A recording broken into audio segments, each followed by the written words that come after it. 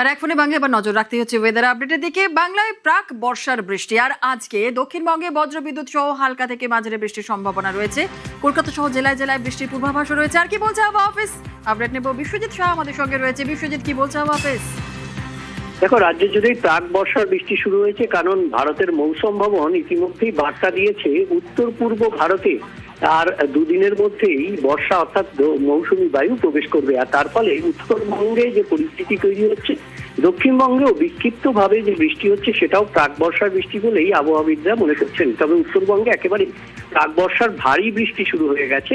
এবং উত্তরবঙ্গের ক্ষেত্রেই প্রথমে যদি বলি যে উত্তরবঙ্গের দার্জিলিং, জলপাইগুড়ি, আলিপুরদুয়ার এই 3 জেলায় বৃষ্টি বেশি হবে, ভারী বৃষ্টি বিক্ষিপ্তভাবে।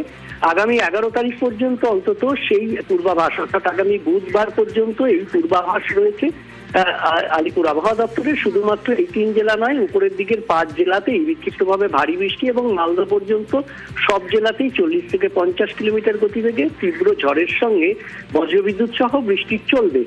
আর দক্ষিণবঙ্গের ক্ষেত্রে যদি আমরা আসি, দক্ষিণবঙ্গে গরম এবং অস্বস্তি যেটা রয়েছে সেটা থাকবে, তবে কিছুটা কমবে। যে দাবদাহ, প্রচন্ড তাপ, রোদের তেজ, সেটা কমবে, কারণ ঝড় বৃষ্টিতে কিছুটা সাময়িক স্বস্তি হবে। তবে গরম অস্বস্তি একেবারে চলে যাবে এমনটা নয়। বিক্ষিপ্তভাবে বজ্রবিদ্যুৎ সহ বৃষ্টির সম্ভাবনা সব জেলাতেই, অর্থাৎ প্রাক বর্ষার বৃষ্টি যেহেতু, তাই সব জেলাতেই বৃষ্টির সম্ভাবনা বিক্ষিপ্তভাবে হতে পারে।